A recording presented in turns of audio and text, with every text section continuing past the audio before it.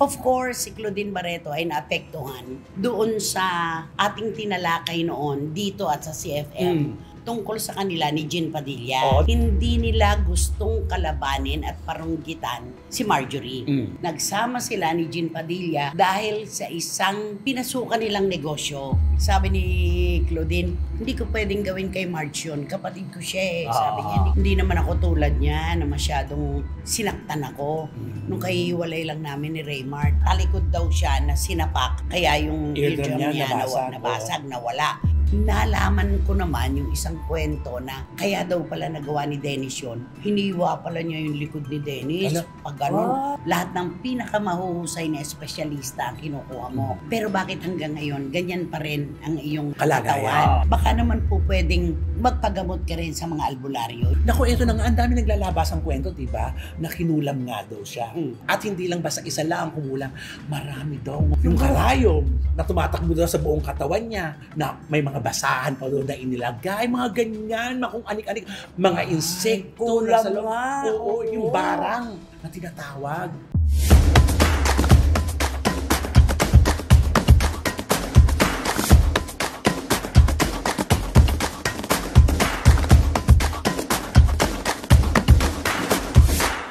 Sarap po kayo ulit mga minamahal naming kachika. Siyempre po kayo na nagsasabi. Ito ang pinakamabisang paraan, pinakamadaling paraan para makalimot kayo sa kalungkutan, sa mga problema, at sa pagkalungkot dahil hindi nyo nakikita ang inyong mga kapamilya dito sa Pilipinas. Para po yan sa ating mga OFW, di ba naman, Romel Chika? Tama, iba-ibang kwento ang malalaman po ninyo sa aming mga chikahan. Yes, and of course, ang nagbebenta ng polo shirt sa akin ng 150. Wendell Alvarez, a.k.a. Barikutot. Siyempre lahat ng mga kwento ng mga showbiz at... Ano ba yun? Nausog. Nausog yung director. Siyempre lahat ng mga kwento at mga intriga mula mismo sa mga artista, bibigyan namin yan ng mainit na opinion. Yan din ang intro mo doon sa nakaraang episode. Pakibago mo. Take 3.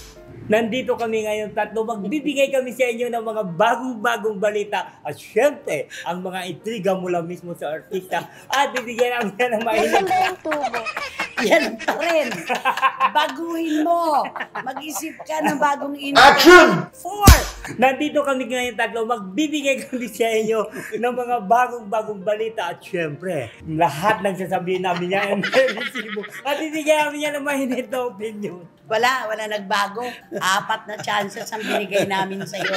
Walang nagbago. Hindi bale. Siyempre po, mga kachika, totoo naman din ang sinabi ni Wendell at ni Romel. At ito po ay para sa inyo, siyempre pa. Sa ating programa, inyong programa. Atin po ito. At ito ang Showbiz Now! Dito na tayo sa unang latag ng ating kwento. Of course, si Claudine Barreto ay naapektuhan doon sa ating tinalakay noon dito at sa CFM. Tungkol sa kanila ni Jean Padilla. Dahil sa picture nila, lumabas ang video. Kasi sabi nga natin, kasi ang nauna dyan si Dennis Padilla kay Kirle Gaspi. So siguro naman, ito namang si Marjorie na apektuhan, si Linda naman at saka yung mga anak ni Dennis at ni Linda at ang kanilang mga anak ang nagsama-sama. Tapos ito naman magkapatid sa magkapatid. Tapos eto na nga, si Jean Padilla na nga at si Claudine Barreto na ang sabi natin, itong uninvited na to hanggang ngayon, hindi matatapos tong issue na to kung palaging ganyan na naghahamon kayo. Totoo. Diba? So ang paliwanag ni Claudine, hindi nila gustong kalabanin at parunggitan si Marjorie.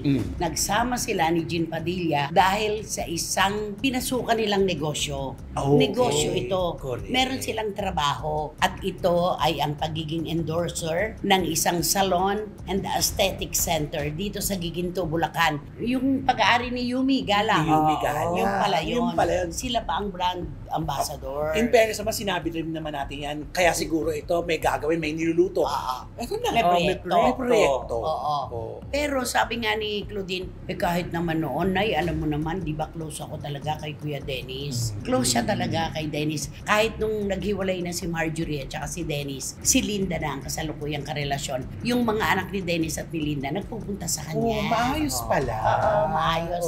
Lalo naman nung si Dennis at si Marjorie pa. Talagang itong si si Claudine ang halos Ay, nagpalaki dun sa oo. mga magkakapatid. Oh, Kaya? si Julia, Claudia. Wala pa noon si Leon nung mga panahon na yon.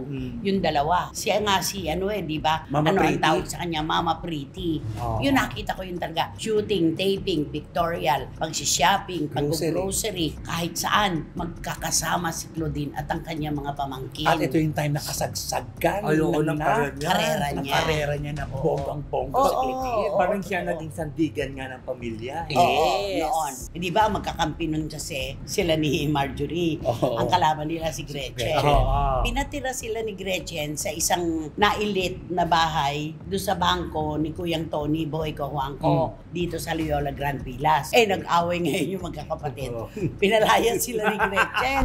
Alam, Di ba? alam mo itong mga Grabe. kwentong ito, tatawanan mo na lang kasi pag sineryoso mo, Pero totoo yun. Oo. Pinaalis sila ni Gretchen doon. So, nagbalkot itong si Marjorie at saka si Nagkakot? Marjorie. Ah. Balkot yun sa Oo, atin, oo, di ba? oo. Yun. Lumipat sila ngayon. Oh, Ayan. yun.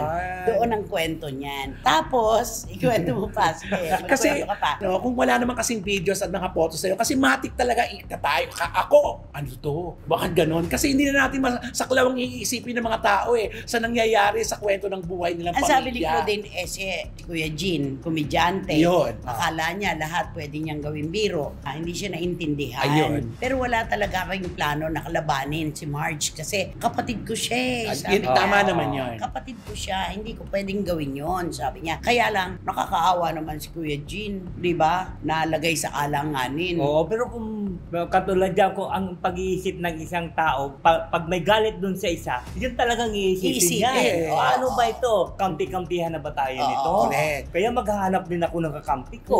Tapos may mga kwento ngayon na kumakalat, Ano yun? umihikot, Ano di ba? naman yun? Di ba sinabi ni Marjorie na there was a time na sinapak siya ni Dennis Padilla, Oo. kaya nawala ang eardrum niya. Oo, Di ba? oo, O, sa interview niya yun eh. Yung patalikod. Ogie Diaz. Ah. Patalikod daw siya na sinapak, kaya yung Eardrum eardrum niya niya nabasag, nabasag, nawala.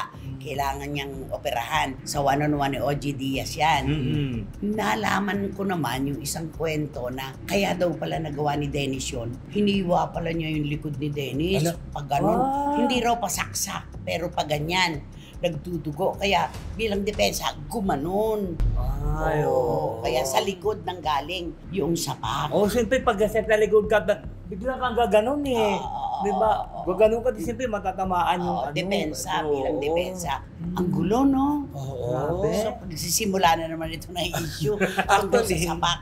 Oo, nakakala natin hanggang doon na lang yun kasi wala nang paliwanag kasi doon, di ba? Oo. Pagkatapos maghayag ng saloobin si Marjorie ng napakahabang salay-sayin. Wala nang sumunod kasi. Oo. Pero mukhang may lalabas na naman. Tsaka sabi ni Claudine, hindi ko pwedeng gawin kay Marge yun. Kapatid ko siya eh. Sabi niya, hindi ko pwedeng gawin yun. Hindi naman ako tulad niya na masyadong sinaktan ako. Nung kahiwalay lang namin ni Raymart, meron silang celebration sa bahay nila. In-invite niya ang buong Santiago family. Alam niya naman na kahiwalay ko lang kay Raymart. So, Parang gano'n. May mga bubog may to mga eh. hugot talaga. May bubog. May mga Oo. bubog na binabalik-balikan nila, di ba? Kaya parang ikinasama na loob niya talaga yung hindi man lang siya binigyan ng pagkakataon na makapagdala ng regalo kay Claudia nung kasal. Oo. Ano pa raw, nakiusap pa raw siya kay Marjorie na, can we please talk? Parang ganon. Ala, dinedma siya. Kaya ang sakit-sakit. May bubog talaga. Oo, ang hirap talaga nito kasi yung magkakapatid na yan kasi ang lalim din siguro Oo. pinagsamahan talaga Ng niya. pagmamahalan Ng pagmamahalan kaya ganun sila masaktan. At saka Oo. mabuti nga sa interview ni Claudine, nagtitindi pa siya magsalita, di ba? Kasi kung talagang palaban siya, sasabihin niya bakit nung maganda pa yung career ko, maganda pa yung showbiz ko, di ba? Nung marami akong pera. Marami akong pera, di ba? Sa akin kayo lahat nakasandal. O di ba? Tapos bandang huli ko lang. Kaya mabait pa rin si Claudine. no? Oo. Mabait At saka pa ang rin. maganda kay Claudine, katulad natin, mga reporters, alam mo sinabi niya, hindi ako nagagalit kapag pinipitik niyo ako. Hindi ako nagagalit kasi hindi naman sa lahat ng pagkakataon tama ang ginagawa ko. At saka naiintindihan ko ang trabaho niyo. Ayun. Napakasarap makarinig sa isang artista ng ganong mga salita, yung pagrespeto sa ating hanay. Correct. Di ba? Oo. At yung papuri, pinasasalamatan niya. Oo, at saka Oo. napakaganda nga ng programa lamang ito para sa lahat ng mga artista na nanonood na binibigyan na ng oras to. Kasi ito yung masasalamin mo kung ano yung ginagawa mo at mapapagbuti mo kung pangit o hindi ang tama at ginagawa mo. Diba? Ang masakit kasi, yung meron kang papuri o kaya sinang-ayunan mo siya ni hindi marunong magpasalamat. Tapos minsan napansinin mo, galit na. Ayun. Kaya nga lagi kong sinasabi, maging si Ogie, matuto muna sana magpasalamat bago magalit. Ganun lang naman yun. At si Claudine, inihihiwalay ko dyan. Marunong talaga siya magpasalamat at inuunawa niya ang trabaho ng mga reporters. Yun, sabi niya, hindi ako nakikipagkampihan kay Kuya Dennis at kay Kuya. Hindi ko magagawa yon. May trabaho lang talaga kami. Dahil kami yung kinuha ni Yumi Galang na mag-endorse nung kanyang salon at aesthetic clinic. Magkakaroon pa nga raw ng parada, sabi ni Bradley Guevara. Ayun. Sa opening. Kaya naman pala. Totoo naman. At saka, pagtawag ng trabaho, kahit na sino pa yan, basta kahit nakagalit mo, basta magtrabaho ta kasi professional. Yun. At saka kapag may bubog, habang panahon yan, maaalala, hanggat hindi nagsesettle yung magkabilang panig at nagbigayan ng pangako na hindi na mauulitan lahat. Alam mo na diba? talaga, ito rin talagang matagal ng awayan, no? Itong magkakapatid na to, na talagang sana matuldukan na talaga ito. Paano kasi meron nagmamatigas Hindi, kaya nga nabanggit nga ni Claudine na nung kasalukuyang nakaburol ang kanilang ama, nagpakumbaba si Gretchen. Pero si Marge yung nagtaas ng boses na, I'm sorry, pero ganito, ganyan, Mr. President, chuchu, gano'n. Hindi tinanggap. Oo, hindi niya tinanggap. So parang may punto naman siya doon na kung kailangan magpakumbaba, bakit ang hindi? Dapat walang pataasan ng ihi ito, pataasan ng pride. Iisa namang sinapupunan ng pinagmulan nyo. Totoo. No? Kaya kung ipinapalagay ng iba na nagkakampihan si Dennis, si Jean at si Claudine, yan po ang kanyang paliwanag. Yan naman yan. Okay, anong kanta para kaya? Gusto mo ba munang kausapin si Claudine in English? To Miss Claudine, that is a very good style of your gesture. Your gesture that you just be simple person that never mind about the intrigues and never mind about the whatever the say of your sister, you whatever just they say. Whatever they say of your ano mang sinasabi ng mga kapatid mo? You just always be cool and be friendly. Be cool. Be cool and be friendly. Ayan. O, kakantahan mo na ngayon si Claudine. Ay, di kakantahan ko Saka na si lang Marjorie. siya. Kamusta ka aking mahal? Freddie Aguilar pa rin ito. Bilang respeto, pag-alala. Oo. Nasaan ka man panaginip ko? Anong nasaan ka man sa panaginip ko? Kumusta ka aking mahal? Sana ay nasa mabuti ka. Ganon. Ako'y wag mong intindihin, nakakaraos din. Mga gabing mapanglaw. Gabing, hindi gabi. Dinadaan sa awitin, nalulungkot kong damdamin, naaalala rin.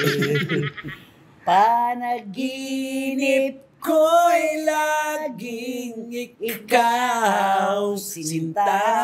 Ayun na. Kahit na di latyarin Nasaan ba yung tubo? kahit na malayo kay parang Tapos na mahal na araw dahil. kapiling ka, mahal, kumusta ka? Malalim ba? Tama na.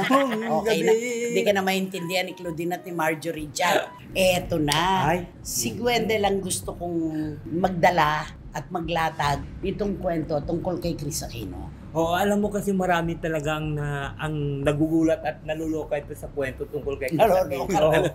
Kasi naluloka na sila. Kasi di ba, alam naman si Chris kuminsan, humihingi ng dasal para daw gumaling siya. At saka kuminsan, di ba, sabi niya, tapos magpapakita ko na siya na okay na ako, very energetic na siya, kayang-kaya niya na. Tapos pero ito may mga, di ba may mga nagsabi noon na, siguro Chris, dapat yung sakit mo, huwag ka lang tingin sa mga doktor, yung sa mga physician na ang kanilang paliwanag, Chris, sa dami ng perang ginagastos mo, lahat ng pinakamahuhusay na espesyalista ang kinukuha mo. Pero bakit hanggang ngayon, ganyan pa rin ang iyong kalagayan mo? Bakit hindi ka naman makinig din sa payo ng iba? Baka naman po pwedeng magpagamot ka rin sa mga albularyo. Yun ang kanila. Yun nga. Kung maniniwala si Chris. Yun lang. Oo nga, sabi nga nila, try mo naman. Na magpagamot sa mga albularyo. Pupunta ka naman sa kanila. Wala namang masama yun di ba? Kung kung pupunta ka din sa albularyo, tapos titignan ka naman nila. At saka ang may sakit, parang nalulunod yan kahit sa tingting kakapit. Oo. Diba? Lahat ng paraan kung saan. Kung saan ka maliligtas. Oo, diba? Pero ano ba kasi ang kwento? Bakit daw hindi gagaling? Naku, ito na nga, ang dami naglalabas ang kwento, diba? Na kinulam nga daw siya. Na kinulam daw si Chris Aquino. At hindi lang basta isa lang ang kumulam. Marami daw. Pinagtutulong-tulungan. Yun. Kaya nga, ang iisipin mo, kaya parami ang kanyang nararamdaman. Ano daw?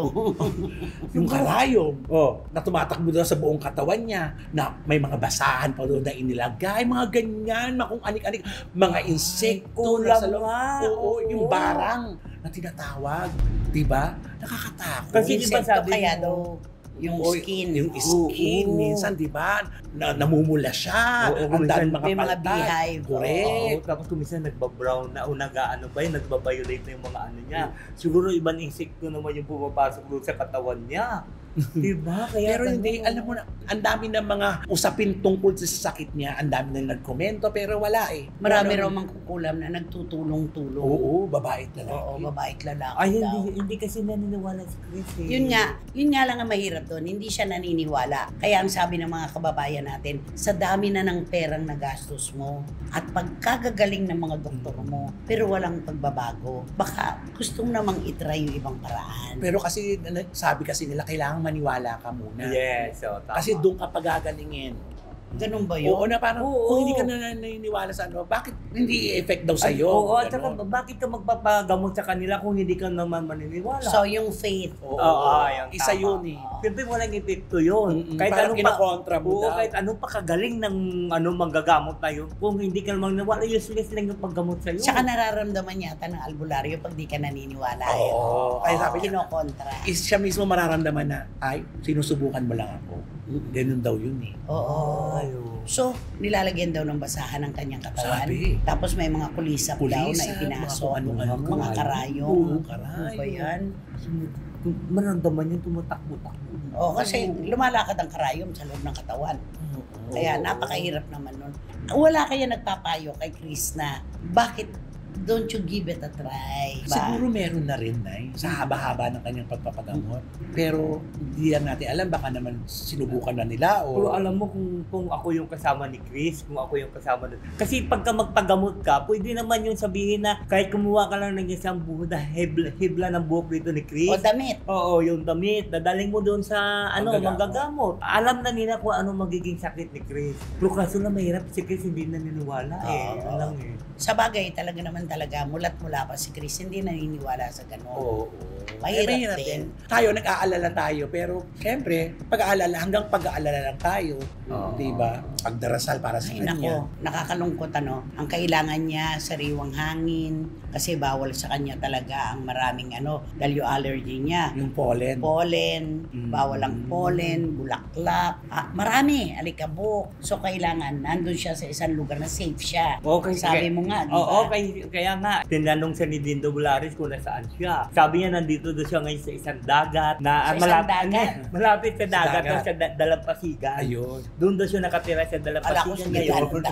Kasi daw, mas maganda daw kasi maganda na lalong press ang hangin. Tapos, kailangan niya yun. Press din yung mga nasasagap niya. Ay, pero gagaling ba siya doon sa ganyan? Alam mo, wala namang nakakaalam nito kundi yung nasa itaas, no? Yung faith talaga, yung pananampalataya na gagaling ka sa tamang panahon. Mangyayari yon. Huwag kang bibitiw, di ba? Yes. Huwag kang susuko. Kriminal lang ang sumusuko. Ika nga, di ba? Totoo. Kaya dapat ipagpatuloy ang paniniwala na isang araw ang aking kalagayan ay bubuti rin. Yes. Yan din ang aming dalangin sa iyo, Miss Chris. At mas maraming nagdarasal, nananalangin, mas mabilis ang pagtawid sa langit. Totoo. Yan yun. Oh, please talk to Chris. Baka sakali sa'yo, maniwala siya. You know, Chris Aquino, you just go to the pet healer. Because you Saan? know, pet healer. Sabi niya, fit healer. Game. Because you know, the pet healer is a very powerful that your sickness not be cured by the physician or the but only the pet healer can do that. So that's why did you not try? Why did you not try to the pet Why healer? did you run? Why don't you try? Why don't you try to the pet healer so that your sickness will be already cured? Ayan, maniniwala na siguro si Chris ngayon. Oo, pero maintindihan na niya. pero dapat nagpakilala ka muna. Pakilala ka Kasi, muna. di ba? Pakilala ka, baka hindi ka pa Kasi hindi nakakilala, di ba? Oo, bakit sabihin Madali, mali ko? ah. You know, Chris, I'm Wendell Alvarez and I always May bubog pray. to eh. May bubog to. Ano yung bubog mo kay Chris? Okay. Yung Joyaw. Sabihin mo. Hindi, kasi nung una kasi, di ba, tumatakbo si President Pinoy, di ba? Unang takbo, gano'n. Di, siyempre, Sumalangit na oo. Pumunta kami kay Chris, siyempre tuwa kami, di ba? Binigyan kasi kami ni Pinoy ng yung parang ilalagay ba dito na pin Pin. na may pangalan. Siyempre tuwa kami, pumunta kami doon sa labas, doon sa kanyang room, di ba? Chris. Naku, binigyan kami ni ng kapatid mo ng pin na gano'n. Di siyempre, akala namin, siyempre mag-appreciate niya. Sa kapatid, Kasi kapatid niya, ay dead ma. Parang wala siyang may nakita. Oo, parang makaganon lang siya. Tapos paglabas niya, dire-diretso lang kasi siya na, tinawag na siya ni Teka muna. Yung nangyari sa radyo, yung tayong dalawa. Ay, oo. Isa pa yun. Sige, lantaran ng bubog ito. Para mo sabi niya kasi ito, mag-guest sa CFM, di ba? Okay. Tapos ang sabi niya doon sa CFM, sabi niya, sabi ni Tita Christine, mayroon akong kasama dito. Dalawa kami na. Dalawa kami. Tapos sabi niya, kasi sabi ni Tita Christine, doon ka maupo. Kasi yung kasama ko dyan, uupo dyan. Alam mo, anong sabi niya? Ikaw na lang, sabi niya. I don't like him and I don't know him. I don't know him. Ayoko. Sabi niyang ganun. So si Wendell, awang-awa ako kay Wendell noon, noong mga panahon na yun. Inintroduce ko pa naman siya. Dalawa kami rito na mag-i-interview sa'yo. Kaya may bubog to eh. Pero ito nang bandang huli. Nung nandun na siya nakaupo, ang gusto niya, sila na lang dalawa mag-show. Chris and Christy. Sayang di ko na itago yun eh. Yung mga text na yun. Chris and Christy. Sabi, At magbago you know oras. what? Oo. It would be nice if we will do the show together. Oo. Chris and Christy. Oo. Ganun ano? Oo, at saka- I'll do it for free. Yes, Which oo, is sabi ongoing, niya. no? I'll do it for free. Sabi niya ganun. Oo, at saka sabi niya pa ibabaguhin daw yung oras. Kasi hindi daw siya Hindi daw siya pwede sa pwede sa ganon. 4 o'clock. Ah. Ang sagot daw, kasi we will talk to the management. Oo. Hindi naman kako agad-agad Oo. yan. Hindi po pwedeng nagdesisyon ka, pwede ka na. Agad, Oo. Alam ko kung bakit niya gusto yun At eh. saka pero ang sagot niya pa, sabi niya, I will be the one to talk to the Oo. Hindi ba sabi ko Ako na lang, I'll talk to them na lang. Eh syempre, nung sabihin ko doon sa bossing, sabi niya, ha? Siya na gano'n. Talaga, pati oras, gano'n. Alam ko kung bakit niya gustong mag-graduate sa atin. Bakit? Sa 92.3 noon, na 105.9 na ngayon. Di ba si attorney? Palsis. Oo, Palsis, di ba? Oo. Magkasunod yung programa. At saka Tapos, gusto niya pala i-angat, di ba 4 o'clock? Gusto niya angat ng 1 kasi para magkaanuan sila kasi 11 yung ngayon. alam mo, maraming kalokohan si Chris Aquino talaga eh. Alam mo, kapag binalikan mo yung mga karanasan namin, kasama si Chris Aquino, tatawanan mo na lang talaga. Kaya nga ang sabi, it's either you love her or you hate her. Oo, Ganon. At tama. yan talaga ang Oo. tatak ni Chris Aquino. At meron ka pang nakakalimutan sa episode na yon na pinag-usapan sila ni dating Mayor Herbert Ay, oo Bautista. nga.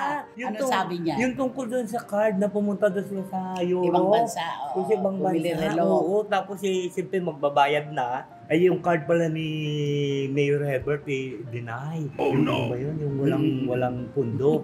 Tapos, siyempre, siguro sabi ni Chris, siguro ano niya lang yun. Kaya, inano niya yung card niya, ni-present niya, oh, you can use my card. Sabi gano'n. Marami yan. Ang dami-dami yan Kwentong talaga. Chris Aquino. Oo. Yan yung happy, Mas happy maganda nga moments. maalala yun eh, yung mga moments na yun kaysa doon sa kalagayan niya Mas ngayon. maganda na lang yun, yung maganda, Diba? yung happy, para napapakita Ibang natin. klase yung Chris Aquino, Ay, kaaliw. Di ba? At sana nga maresolbahan na lahat ng problema ang dinadala niya ngayon. Bumalik na sana sa dati si Chris Aquino. Bubbly, marami na namang mga kalokohan, correct. di ba? Namimiss natin yun, di ba? Totoo. Ay, yung isa pa. Mm. Yung sabi niya, I don't like. Gusto niya ikaw na lang ang mag-ano kasi you have a credible doon. May credible ka sa pag... You have a credible. Oo. Ano Sa yun? pagbati, pagbati ba noon? Di ba na ayaw niya doon kanila ni Jobert tsaka si Pem Baranda ba yun? Sa dabas yun. Mga bati-bati. Oo. Batian Hindi portion. raw credible. Basta marami siyang pag inaaway naman siya ni Jobert, bibigyan niya ng hot oil. Oo, di ba?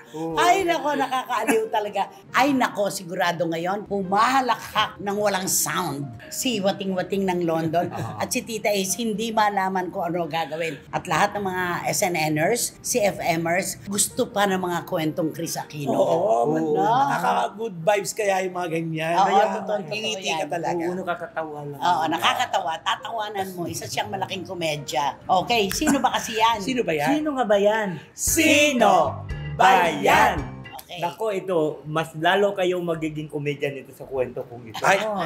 bakit? Kasi 'di ba, alam naman natin na yung isang politiko, 'di ba, masasabi natin na hindi lang mga politiko ang naghahanap sa kanya o hindi lang yung mga alagad ng Hindi lang batas. Oo, hindi lang yung batas na naghahanap sa kanya, kundi marami din ang naghahanap sa kanya.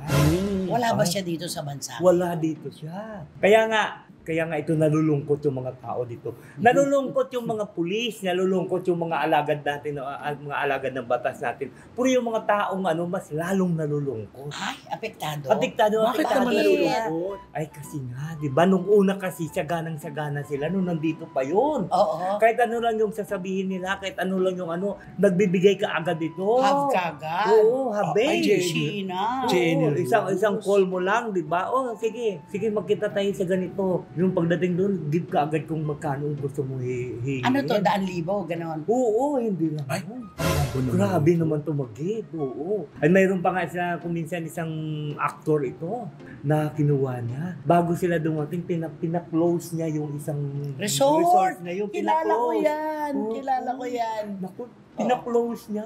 Tapos doon, kapag pina-close siya ng umaga, simple sayang dapat yung income, dumating sila ng gabi. Ay, sabi naman ng may-ari, kung alam ko lang darating kayo ng mga 7 o'clock, dapat ginamit Ginagamit ko pa mo na. hanggang alas 5.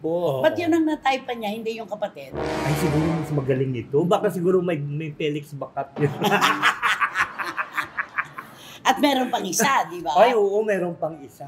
Ang dami nito. Kaya ito nga na naluluha sila ngayon. Ay. Crying to death sila ngayon kasi wala silang Lugi. nilatatanggap. Lugi ang negosyo. wala naman. Isang singer, di ba? Ay, oo, lalo na yun. Saan na sila ngayon kukuha ng pang araw-araw na nila? Midnight snack, di ba? Ang dami pala niyang no? Hindi, nakakalungkot na talaga. Bongacious. Generous masyado. Bakit nga, laki-laki naman ang kinikita, di ba? Ngayon. Ayun na. Oo Nasaan nga. siya ngayon? Hindi siya makauwi. Kaya nga nalulungkot nga sila eh. Mm-mm. Lungkot na lungkot talaga sila. Kasi ang gusto nga nila sana bumalik na rito. Kasi kumalat yan eh. Kumalat yan sa mga kalalakihang barangay. Uy, si ganito yan. Ganito yan. Kung magbigay yan. Kung maghatag yan, ganito. Natural. Love na love siya. Oo. Tsaka talagang pinaanaan na siya, inaantay na talaga siya. Mm-mm. Oo. Booking. Ano Ay, sa booking yon? inaantayin mo booking. Oo. Pero may isa pa ito mas matinding kwento sa kanya. Kasi 'di ba pumunta sa isang resort, 'di ba? Pagpunta doon sa isang resort, 'di ba nandun na siya.